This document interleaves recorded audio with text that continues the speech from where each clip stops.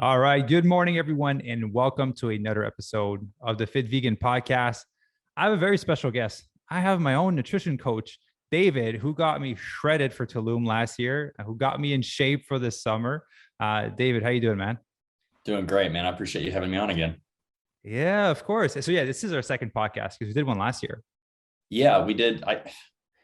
What do you remember what the topic was that we did last year? It was fat loss. I'm sure we were talking about Yeah, fat loss because you were right in the middle of your cut or yeah, right towards the end of your cut at that point. So I'm excited about kind of switching gears in this podcast and talking about a new topic. So yeah. So today, like if you guys probably saw in the title, we're going to talk about reverse dieting.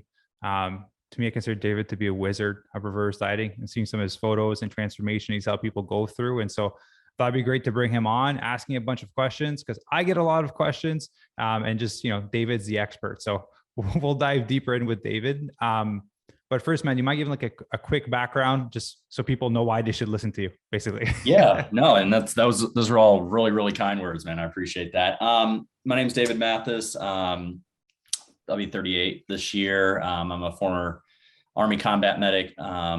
Served a tour in Iraq in 2010 and 11. Have a master's in exercise science from the University of South Florida. Studied under the great Dr. Bill Campbell, which I'm sure probably some of your listeners are very familiar with. Mm-hmm. Was mentored by Dr. Lane Norton, some other, really great prominent people in this industry that I had a really, really good privilege to get to know right at the start of my career that really helped kind of shape me and everything. And I'm a online nutrition and training coach. So beautiful. Well, man, let's dive into it. I'm just gonna pop questions as they come up and as like kind of the things that people have been asking me. I'll try to keep it in order. My brain's very ADHD, so I'll try to keep it in order. No worries, man. Just throw it at me. Let's just kick it off with what is reverse dieting? Because I know it's gained a lot of popularity over the past few years, but some people still don't know what it is.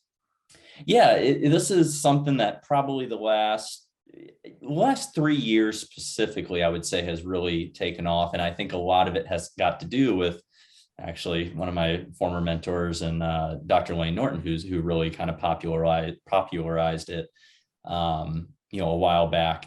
We essentially with reverse dieting. Okay, let me get into the purpose of why you would need a reverse diet. I think that's really important to understand the premise of it. So when we diet for extended periods of time and are on low calories and try to drive that fat loss, a very natural phenomenon occurs, which is metabolic adaptation. That is something that occurs when you start getting super low in calories. Your body's been dieting for a long time, and it's just kind of plateaued, kind of stuck. And I'm not talking about like 1 or 2 weeks where you're not seeing any weight loss. It's like extended periods of time where you're just not seeing too much weight loss off. And what happens physiologically is that your metabolic rate naturally slows down. And it does that in order to help preserve your life. As much as you and I would like to be shredded and be jacked and all this good stuff, the body has one job and one job only, and that is to maintain homeostasis. It wants to keep you alive. It doesn't care how ripped you want to get. It doesn't care how much muscle you want. It wants to keep you alive. Now, obviously, we know tricks in order to lose weight, cut body fat, and put on muscle, things like that.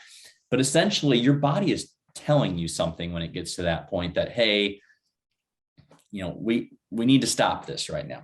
Things are going to start sliding out of control. We start getting into hormonal issues, both men and women, drop of testosterone, sex drive, loss of menstrual cycle for women, things like that start to occur. Now,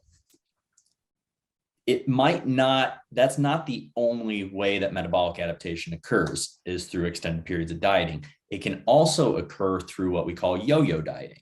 And I'm sure I know you're familiar with it. I'm sure your audience is familiar with it, but that's where you go through these periods of drastic weight loss followed by drastic weight gain.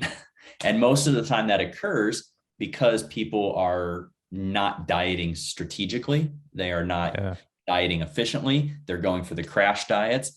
And so your metabolism kind of gets in this limbo type area. It's like, I don't know if I'm supposed confused. to be, I don't know if I'm supposed to be, losing weight, adapting to the low calories or a lot of calories, and I'm supposed to put on all this body fat. Like, what am I doing? So essentially, once again, to maintain life and to maintain enough calories for your brain to function, your heart to beat, your lungs to pump, things like that, it's going to slow that metabolic rate down.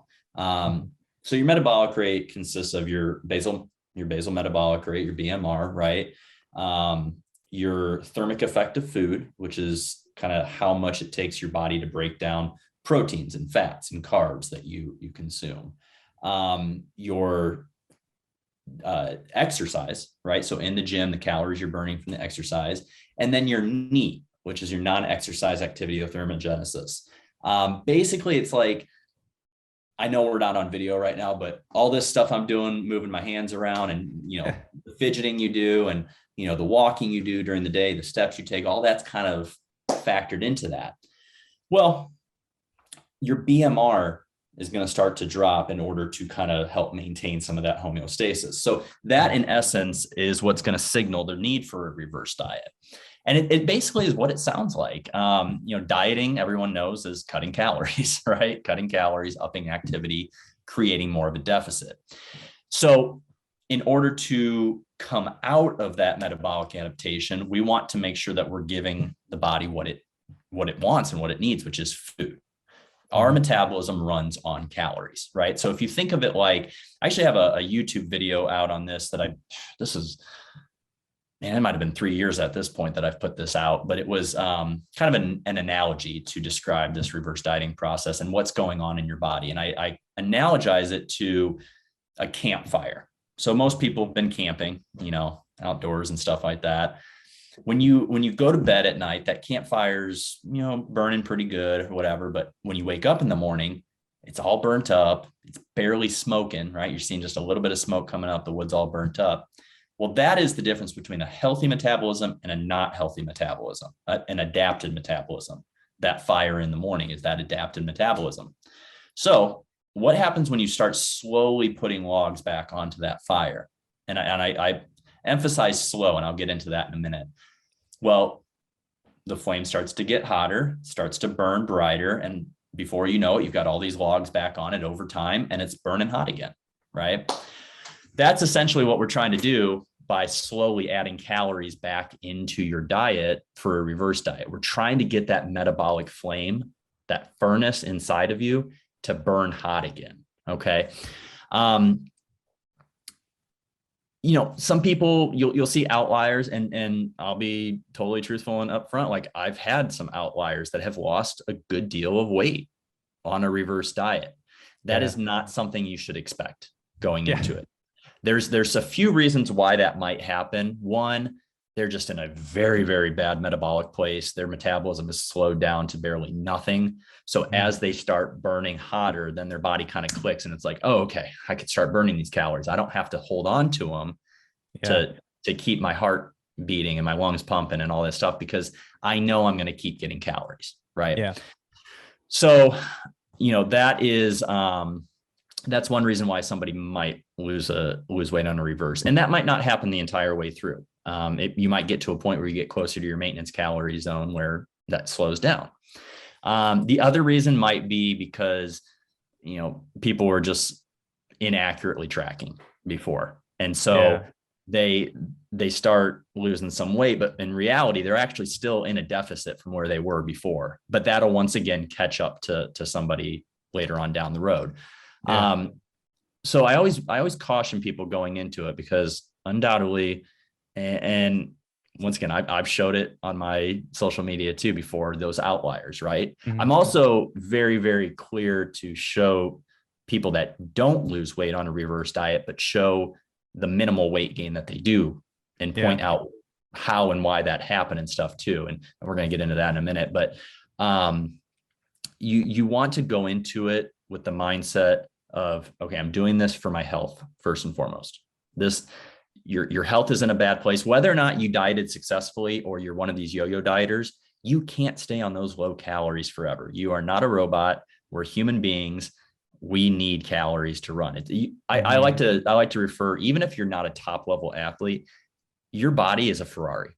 We as human beings, we are athletes, whether or not we compete or not, right? We need to be strong. We need to be agile. We need to have endurance. We need to have quickness. We need to have overall stamina, right? So those are characteristics of an athlete. So you want to treat your body like you're an athlete. All right. You want to train properly. You want to give yourself enough recovery, and you want to fuel yourself properly. Like, would you go put regular unleaded gas into a Ferrari? I don't even put that in my car. I don't have a Ferrari. Exactly. So we want to make sure that we're giving our Ferrari the most optimal chance to succeed, right? So many times I see people trying to build muscle and they're under eating, right? Because they want to hold on to these shreds and they want to hold on to this, when really they're just stabbing themselves in the foot and never making any progress. But the reverse diet is essentially, like I said, it's adding calories back in. Now, there's kind of two things we're looking for with a reverse diet. Number one, you definitely want to try to get up to and what I like to use is the Mueller equation. It's the most accurate, I guess, scientific equation that we have to try to find what your predicted maintenance calories should be. And it's because it takes into account your age, your gender, because there is differences between men and women in metabolic rate.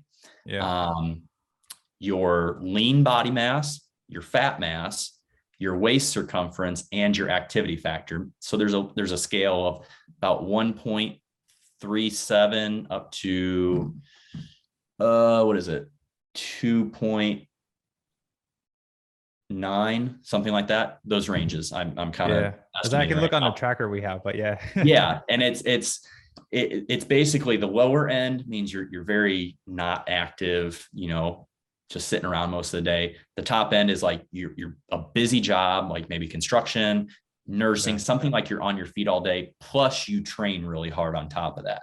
So that's going to factor into your metabolic rate as well. Most people live in the middle range where they don't really have that active of a job, but they work out, 4 to 5 days a week. All right. So we look at all of that and we come up with a number where you should be, a good estimate of where you should be. That doesn't necessarily mean that that's where your maintenance calories are going to fall in terms of your weight not moving. All right. Because there's a lot of factors that come into play. If you're really low on calories, especially carbohydrates, as you start adding carbohydrates back in, you might see a little bit more weight gain quicker, because for every gram of carb you take in, your body holds about 2.7 grams of water. All right. So that's where a lot of low carb people think that like keto and all this stuff is some sort of magic, because that first good amount of weight you're taking off is just water weight coming off. All right. So you don't need to fear water weight. In fact, I actually tell people you want that as you're increasing on a reverse diet, because it leads into a couple of reasons why we really need to do this on top of the metabolic rate. Number one, we want to make sure that we're getting up to that calorie range so that you can just feel healthy, so that you can optimally live your life, do your job, live your life. If you have families, you're not a walking zombie or a horrible emotional mess, right? And have sex drive, because it's and sex drive, of course, absolutely. So we want to get up to that calorie range, whatever that might be, as a minimum. Now, I find with a lot of people, because maintenance calories is kind of a range. It could be 10 or 15% in either direction based off of some of these other lifestyle factors, right? So we want to try to aim for that as a minimum. I find with a lot of people, we can actually get you up a little bit higher than that. Now, we might put on a little bit more weight, and I'm going to tell you why that's important here in a minute, but we're getting you up healthy to that point. That's really important. Now, the reason we're going back to the campfire analogy, why I emphasized slowly putting calories back on, is because we also want to give your body enough time not being in a deficit, right? So we don't want to just get into this yo-yo dieting pattern, right? Where we throw calories at you for a little bit and then you go right back into dieting. That's this vicious circle that we talked about a little bit at the beginning too. So we want to go slow. Most reverse diets, for someone who just went through a long fat loss phase and, doesn't have this yo-yo dieting history, most times it's going to take about 6 months to a year. A lot of factors are going to depend on that. The speed at which we're able to increase calories on the reverse diet, the willingness of the person to put on a little weight in order for it to happen. And then, of course, like everything, adherence and consistency. Yeah. Now, for someone who's yo-yo dieted for years and maybe even decades, it's kind of hard to tell how long it's going to take. It honestly might take a year or longer to do. And I know that frustrates a lot of people. And that's usually what turns people off from trying to reverse diet, right? Because they're thinking short term. They're thinking, what do I want now? Not what I want long term. And so that's one of the things that I have a really big heart-to-heart discussion with most of my reverse dieting clients, who the ones that are apprehensive about going into it, right? I think that we've done a great job. Myself, some other of my colleagues, Dr. Campbell, Lane, like all these people over the years, I think we've done a really good job over the last 3 years of educating why it's important and kind of laying out the steps. But when it comes down to it, it's really hard for someone to accept the fact that, hey, maybe they got 30 pounds they want to lose, but they've been yo-yo dieting for a while, and you're telling them they need to add calories in. So I get it. There's this emotional component to it and this mental component to it. So the process, and I'll get into more of the X's and O's of the process and stuff, but one of the things you want to focus on with a reverse diet is you got to take the physique out of it. All right. Now, that does not mean that we want you to get fat and sloppy and put on a bunch of weight. That's not what that means whatsoever. But when you are so physique focused, we as humans have this amazing and detrimental ability to make ourselves believe anything, right? Yeah. So we're going to get in our heads if we are just simply physique driven, because your physique is not going to improve on a reverse diet, right? If you're coming from that shredded type, body, it's just not. I'm not going to sit here and lie to anybody. I'm not going to try to sell you on something. It's not. You're not going to be as shredded as you were when you ended that fat loss phase. You are not supposed to be that shredded all the time. Yeah. Most of the time you see people on the internet that are shredded all year round and all this stuff. They're not. First of all, they take hundreds or thousands of photos when they are shredded, and they use that all year round. So I still use my Tulum photos. Yeah. I mean, but listen, but you do show yourself also, like you use them strategically, right? Yeah. It's some of these people on Instagram and these quote unquote influencers, which I hate that term, that like their whole brand would be busted if you saw them as anything but ripped and shredded. And what that does for the average person is it gets in your head and it makes you think that's realistic. That is the pinnacle. That is where I need to be 24/7, 365. And your body cannot sustain that long term. And it's not supposed to sustain that long term. Of course, there's going to be outliers who can stay shredded all year round and they're healthy and they're fine. That's great. There's also people that have 50, 60 pounds of muscle more than me. And, I could be jealous of them too, right? Like there's always going to be somebody that is going to have something you want, but you got to look at the long-term picture, and you have to understand that, especially with Instagram marketing and social media marketing, some of those people, they're taking hundreds, thousands of photos and using them all year round. And it's giving that average person this unrealistic expectation. And what that does is stands in the way of your progress. It stands in the way of your health. It makes you continue to dig and drive yourself into the ground when, your main goal is to just really be athletic and healthy and look good and feel good, but you never find yourself getting there because of these other outlier factors. So I tell people, forget about the physique. All right. Don't let that be your driving force. Of course, we want to take progress pictures. We don't want to we don't want to let you get out of hand. And that's where the slow comes in with adding the calories. But you want to focus on performance. When you can focus on your performance in the gym and the consistency and the adherence with fat and with calorie intake and water and all this stuff, then what you're going to put your body in a position to do is to heal and recover quicker and potentially put on more lean body tissue, more muscle, so that when you do get to a point where you're healthy enough to diet down again. All right. And you should not get in this cycle of like, reversing for 3 or 4 months and then dieting for 3 or 4 months and doing it over and over. You need to give yourself an extended period of time to get healthy. You should significantly spend more time outside of a deficit than you should in a deficit. Mm-hmm. But when you give your body that time to get healthy and maybe put on a little bit of muscle, well, not only are you going to diet more efficiently the next go around, you're hopefully going to have a little bit different physique to show for it, right? But that only happens when you're putting your energy and your focus into progressively overloading in the gym, working on your PRs, getting strength, building up that volume, building up your base and your overall fitness level. So you want to go slow, and you want to get to a certain calorie range. Those are kind of the two main things we're looking for with the reverse diet in order for it to be the most successful. Yeah. Well, thank you for sharing that. I do want to acknowledge there's a lot of value that was just dropped right here.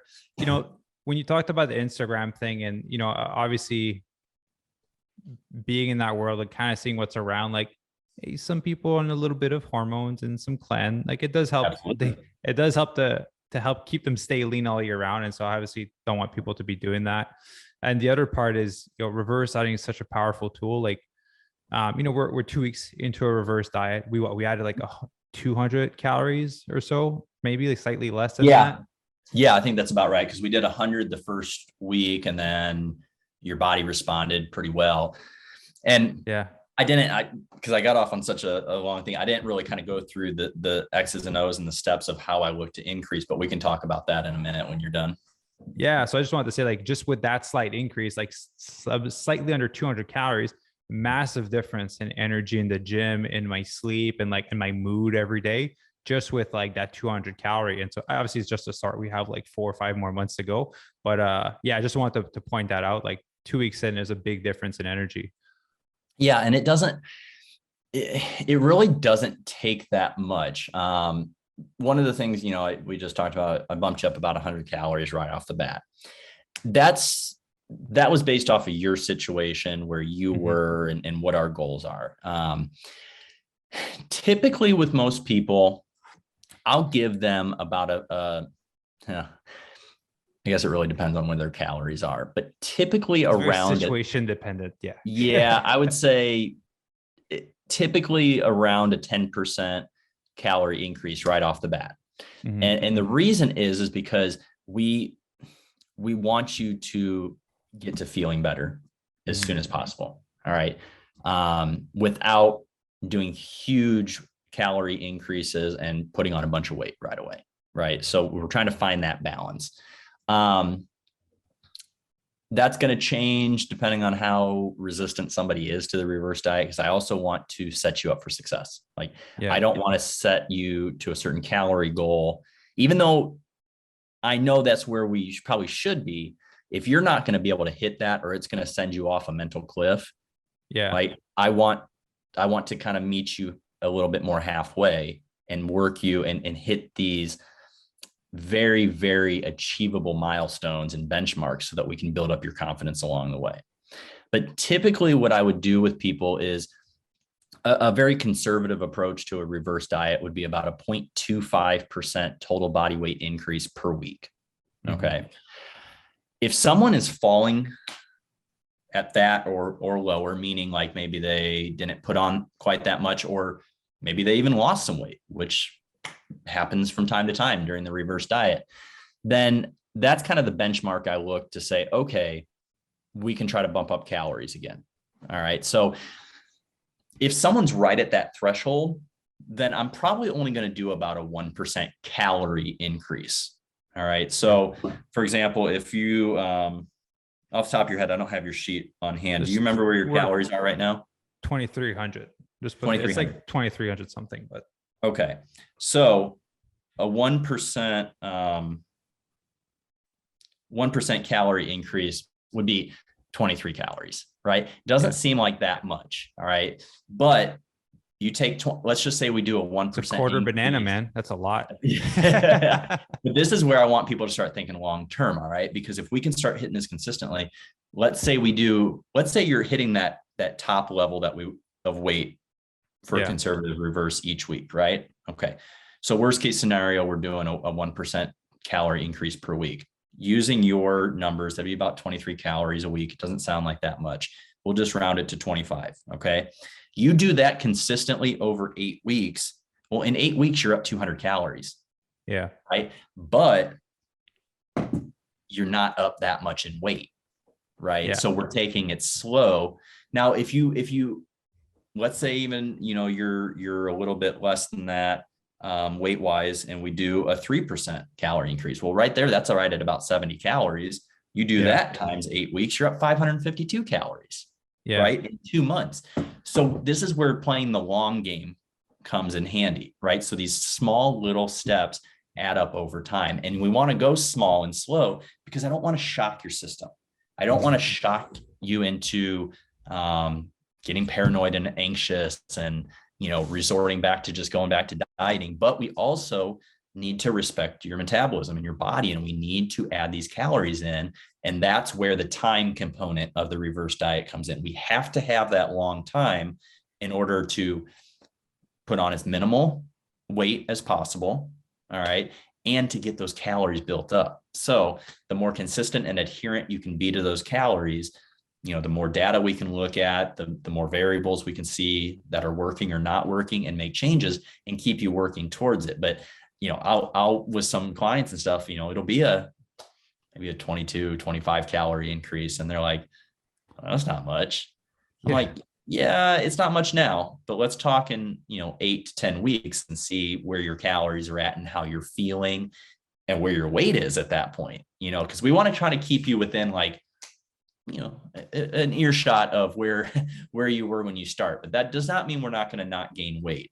And I know I talked about that at the beginning and stuff and trying to explain to people that sometimes we have to give a little if we're going to ask a lot later on. Right. So here's an example, a little kid, toddler, little kid or whatever. They don't always want to clean their room. Right. They don't want to pick up their toys. They don't want to do this. Right. But as parents and stuff like that, we say, okay, you know what, if you can do this right now, you can have that ice cream 20 calories, or we can go to see that movie later. Right. So everything in life is about choices and it's about, a give and take. Right. We go to work, which, listen, frankly, I'm sure 90% of the population doesn't enjoy what they do, right? But you make that sacrifice so that you can have money to do the things you want to do and live. It's the same thing with the reverse diet. You're going to have to give a little if you later on want to ask your body for that weight loss that you're going to try to go for, right? To get shredded again, to do whatever it is you want to do, right? So every choice has a consequence, and consequence isn't a good or bad term. It's just a term. It can mean whatever you want it to mean based off the situation, but there's consequences. What we want to do is make sure that we are getting the most ROI on our, during this program and stuff. So I would rather go slower with somebody, drag it out a little bit, make sure that they don't pack on 20 or 30 pounds extra, but build their calories up so that they're in a better starting position when they want to do their next fat loss phase or whatever their goal is at that point. So, for example, if someone comes to me, we'll use a woman, for example. Somebody comes to me at they're 160 pounds, right? And their goal is 130 pounds. Well, they're taking in 12 or 1,300 calories right now. They're not seeing any weight loss. Well, okay, so obviously going lower is not going to help the issue if you're not already losing at 1,300 calories, right? Yeah. So what if maybe we put on 5 to 7 pounds, but we get you up to around 1,900 or 2,000 calories? Now you're starting at a healthy place to where we have room to work down and you can take that weight off. All right. So I think one of the things that people get frustrated with, especially that have a lot of weight loss to lose, with the reverse diet and this stuff, is that they've already been very impatient, which is probably what's led them to unhealthy dietary habits to begin with, or I should say dietary practices, meaning, drastic cuts and then weight loss. And all that happens because When you drastically cut, your hormones, your ghrelin and your leptin get all thrown out of whack. And that's what controls your hunger. And when that gets all out of whack, well, your body is just saying, oh, I'm hungry, I'm hungry, I'm hungry. And you eat, and you binge and you put on all that weight. So I tell people, listen, what you've done isn't working, right? Let's take a different approach. We both want the same thing for you. We want you to get to your ultimate goal. The thing is that your route has gotten you where you're at now. My route might not get you to where you want to get to right now, but it's going to set you up to get there later on. And that's kind of the thing that you have to really try to hammer in with people. And then listen, one conversation is not going to do it. It's something that even with many reverse dieting clients, I'm having that conversation all the way through the program to be that support and that voice of reason, because inevitably it's going to be uncomfortable. Fat loss is uncomfortable at times, right? Like everything that we want to go through in life is uncomfortable. And when we get there, and if we don't have that guidance, if we don't have that objective eye, someone to walk us through and keep us on track, then we're gonna allow ourselves to start thinking anything, talking ourselves into doing anything. Most of the time with the reverse dieting clients, it's going to be like, oh, this isn't working, I need to slash calories. Well, or I did 5,000 steps today, I'm just going to add 400 calories because I walk more. That's another great point. And so that actually leads me into something I was going to bring up later, but that's a perfect segue, is that as we're adding in the calories, with most people that I find that are super low on calories coming out of dieting or yo-yo dieting, they're also doing a lot of cardio. Yeah. And we want to slowly bring that cardio down over the duration of the reverse dieting period for a couple of reasons. Number one, we don't want to just burn off all the extra calories that you're taking in, or else it's not really going to help your metabolism all that much. Taking in, burning off, it's kind of a wash, right? So we want to bring that down. The second point is that usually your cortisol levels are really, really high when you've been on chronically low calories, which is already a stressor to your body, which is going to jack your cortisol levels up. Then you add another stressor, a lot of cardio. Your body's just inundated with a bunch of cortisol increase, and that inhibits fat loss, that promotes fat gain, water retention, things like that. So we want to calm your body down. Your body at that point is in like such a sympathetic mode that we want to bring it down to a parasympathetic mode. Yeah. So that's one reason why we slowly want to bring cardio down over time. We don't want to slash it right away, because that's a lot of energy expenditure that your body's used to. So if you slash it and you start adding these calories, you are going to put on weight quicker. But it's kind of like this, I know people can't see, but it's kind of like, pushing the calories up and bringing the cardio down until we can find a nice happy medium. And I'm not one that likes to cut cardio out at all, because I think it's very important. And I think it's very important for a reason that most people do not think of cardio for, and that is what it's actually used for: heart health. I guarantee if you go talk to the majority of people and you ask what's cardio good for, they're going to say calorie burning and fat loss. Yeah. 100%. That's not what cardio is made for, folks. It's heart training. That is a tool to help create more of a deficit, but we all need to be doing cardio for heart health. That is how our heart exercises. So we want to kind of come down over time. What is that final number going to look like for someone? It's going to depend on where they start from, their lifestyle, their enjoyment, what type of activity they like to do. Not everybody is a 5-day-a-week weightlifter, right? Some people just really enjoy endurance sports more, and that's fine. That doesn't mean you don't need to weight train, but we want to make sure that we find what's going to match and be sustainable for your life. The other reason we want to bring that cardio way down and it be at the lowest point we can be at the end of the reverse diet is because then when we start the fat loss phase, it's kind of opposite, right? You're on as high a calories as possible and as low a cardio. And then we have a long way to come down in calories and go up in cardio to create more of that deficit again. So it's just this pendulum, thing back and forth here. And it's all about finding the right balance for the right person. So there's base structures and procedures and all this stuff on how to go about a reverse diet. But a lot of it's going to come down to the individual and at what speed are we comfortable going at. Mm-hmm. How is their body responding? Is their body responding with maybe a little bit more weight gain quicker than what we expect? If so, we slow down the reverse diet. We hang out the same calorie range for, I've had some people stay there for 3 or 4 weeks before we make another move. Right. Yeah. And the reason is because we want to do what's going to be best for your body in the long run and your health. Because when you're healthy on the inside, the outside is going to follow. You're going to be able to do and transform your body however you want on the outside if you're healthy on the inside.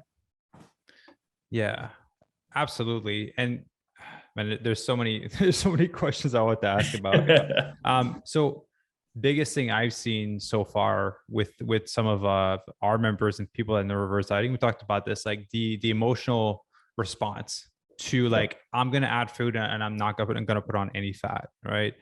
And so like you mentioned, like determination of a good coach is like, he'll meet you there. He's not going to be like, hey, we need to do this because this is what we need to do. Like, where are you at where you don't feel like you're going to screw the whole thing up? Right. It's as much of a psychological approach as a nutritional approach.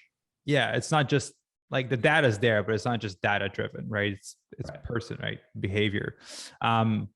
I love everything you shared. And that's kind of how I word things, but it's just like the very non-sexy approach. And that's what I'm all about. Yeah. But so everyone, there's probably people listening that are potentially a little bit flustered, frustrated, or like, fuck, I know this is what I need to do, but I don't want to do it because they're stuck in that yo-yo cycle. And so I've only been able to turn, like, out of hundreds of people, 3 people that I was like, you need to reverse diet first. The rest, they just didn't jump on the program. But I was like, you need to reverse diet first. And it's going to take you like 6 months before we can like even do anything.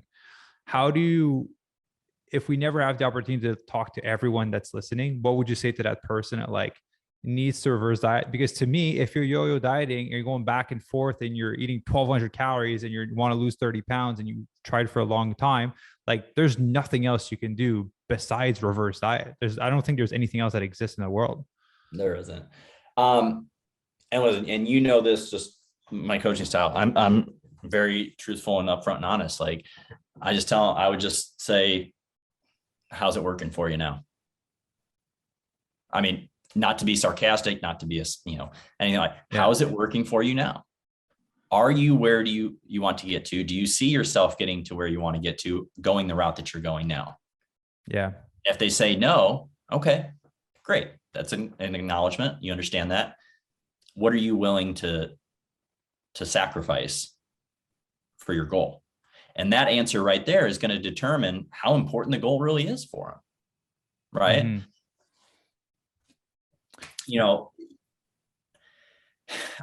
I could flash my degree. I can flash my experience. I could flash, the success I've had with people. None of that matters unless the person is willing to sacrifice for their own goal. It's not my goal, right? Yeah. For you, it's not your goal as a coach, it's their goal. So I don't fight people on it. I lay out why they need to do it. I lay out the procedure. I lay out, how I plan on helping to support them during the way. And I show them the bigger picture. Mm-hmm. If they don't want to see the bigger picture, I'm not going to waste more effort on them. And that doesn't mean I don't care. It's just that we're all adults. Yeah. When someone's not ready to when you're not ready. I mean, it's like an addict. It's like, somebody else that has another issue, right? Like they're not going to get help until they've hit a rock bottom point in their life to get help. I mean, you can't force an adult to do something. My whole goal for coaching and what I got into coaching was I wanted to show people that there is a better approach to what we've known, dieting wise, health wise, training wise, what we've known the entire time of history up until now. I want to show them that there's a better approach. That's why I went into the medical field in the Army. I was a combat medic in the Army. I was a trainer before that. That's why when I came out, I used my GI Bill to go back to one of the top 3 physique enhancement, nutrition, master's programs in the country and study under some of the greatest professors and researchers in the industry. Dr. Bill Campbell, Dr. Sam Buckner, many others at USF. There's a reason why I did that. There's a reason why I devoted my time to doing that. And it's not to sit here and blow smoke up your ass and tell you, oh, you just need to add calories, right? It's because we've studied this. We have research. We understand metabolism.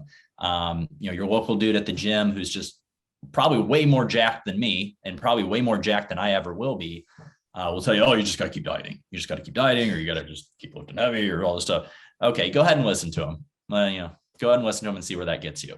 And that's not bragging on my skills. That's just highlighting the fact that those of us, and listen, I'm not saying you have to go to college or whatever, but those of us who invest in our further education of this, right?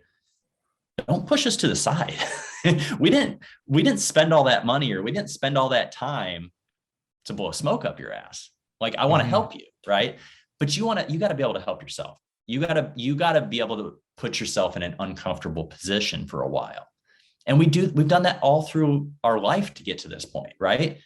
Every time, how many times I tell people, listen, a lot of people didn't like high school, right? It was uncomfortable for them. It was a bad experience, right?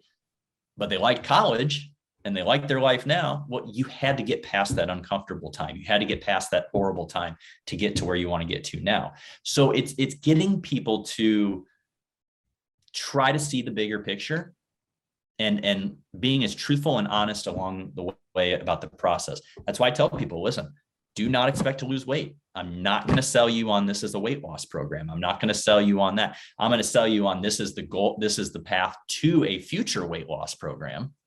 Yeah. But I'm not going to say that you're not going to gain weight. You're going to gain weight.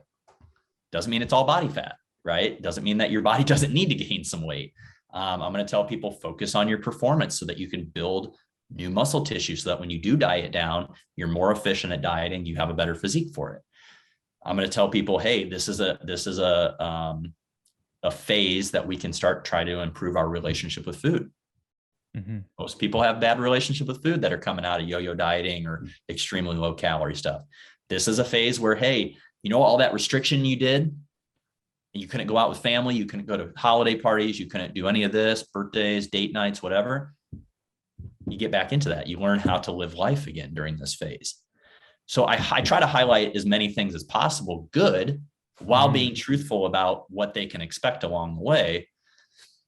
And then, I think for me, that's been a good tool to try to help gain people's trust, because I'm not just selling them on some bullshit, basically.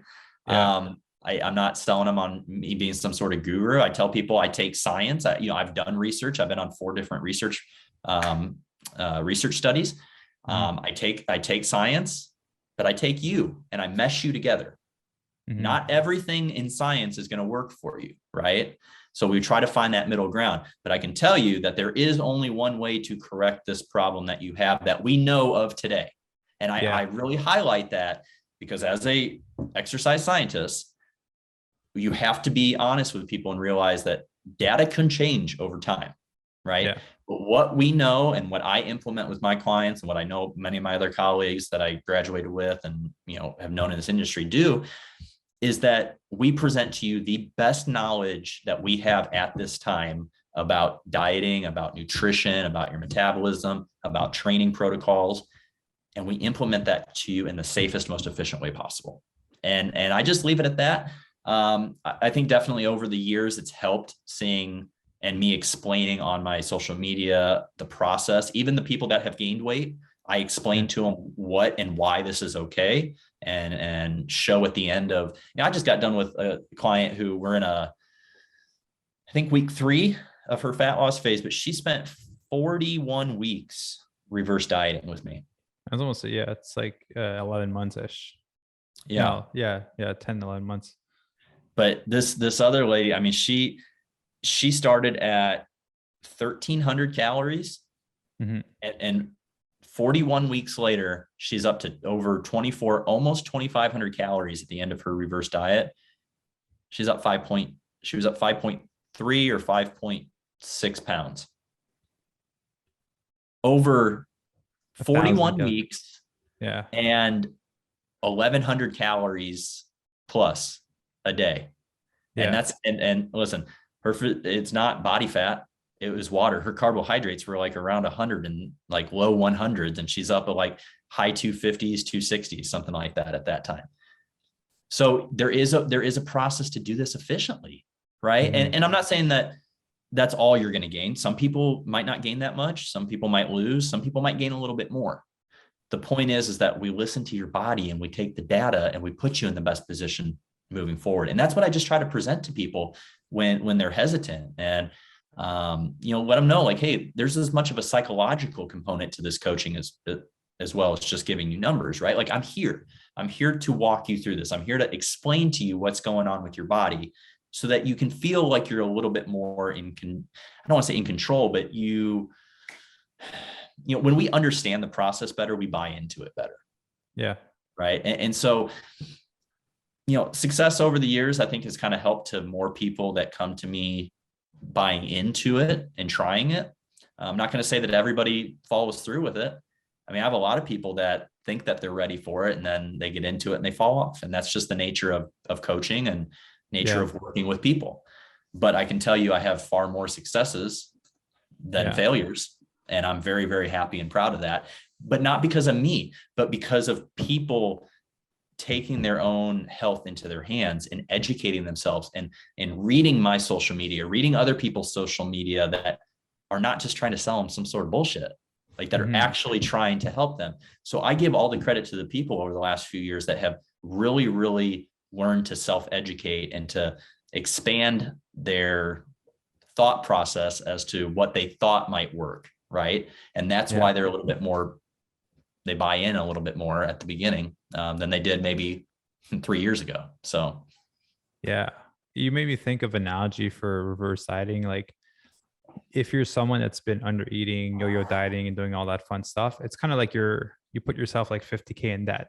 Like you kind of have to pay it back, right? You got to make your monthly payments. There's no other way around it than to like pay for it over time. Yep. And so, some people accumulated 5K, 50, some 100 because they've been doing it yo-yo for 20 years. Yep. And so, like I said, those people's reverse is like a different ball game.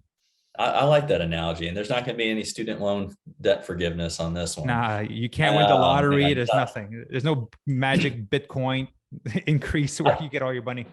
I wasn't really thinking about this, but it kind of just naturally came up when I was talking there, that I think it's really important to highlight.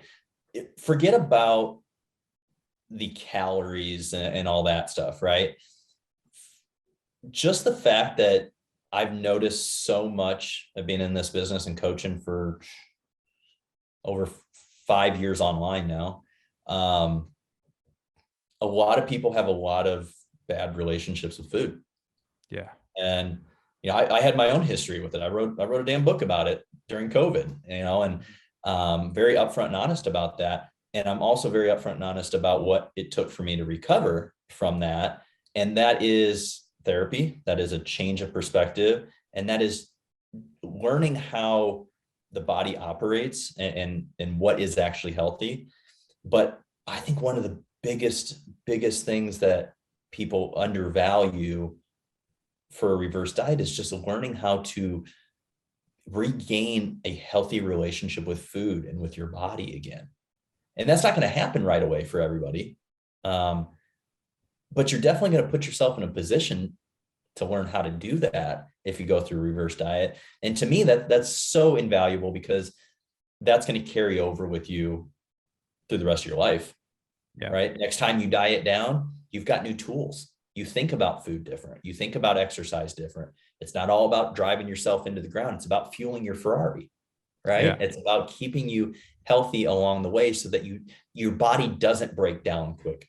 Everybody's body at some point, I don't care how healthy you are and all that stuff, if you diet long enough, you're going to run into metabolic adaptation. That's a natural human phenomenon.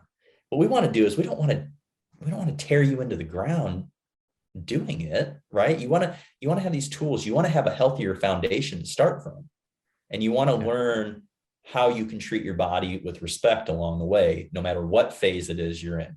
Fat loss, reverse dieting, building phase, prep, whatever it is, there's just smarter ways to go about your nutritional goals. Mm-hmm. Probably what you've grown up knowing. Yeah, definitely. And I just want to, because I know you have to go soon. I want to bring up that last point, which again may open up a whole new can of things. But hey, I'll do another podcast. I'm cool with it. Absolutely. So, obviously, who Jim Carrey is. He says, "I wish everyone could be rich and famous so that they could understand that it's nothing." Right. And so, like, I would love for everyone to kind of be ripped and lean once in their life, like just be shredded and muscular, to realize that, like, there's nothing special about it. Like, yeah, if we look at my photos from Tulum and this cut, I ended at 11% body fat. I was like, I'm good. I do not need to be shredded and lose my sex drive and not have energy again. I'm like, I'm good here. You finished at an athletic, healthy point, right? But the tooling, that was a whole different goal. And I think it's important to point out, I don't mean to cut you off. It's okay to want to get that ripped at some point. It's totally okay. Don't think because what we're saying are all like, oh, you're a bad person if you want to get like that. You should experience it for sure. You should. And I think it's okay to have the goal. What I'm trying to say, and I think what you're trying to say too, is that like, that can't be the end goal, right? That can't be where you live forever. You have to have a plan. What I like to tell about reverse diet, people that go into fat loss phase, we talk about right off the bat, okay, we're also going to talk about your reverse dieting phase coming out of it, because you have to have a plan to come out of it, right? If you don't, that's where you start getting into trouble, which is continuing to dig and dig and dig, because you're fearful of not knowing what's coming next and how you're going to get out of it. So it's okay if you want to try to compete. I mean, I'm a prep coach. I coach competitors, right? Like, bodybuilding's great. Physique sports are great. Photo shoots are great. All this stuff is fine. You're not a bad person. I just want you to be healthy along the way and have a plan to come out of it afterwards.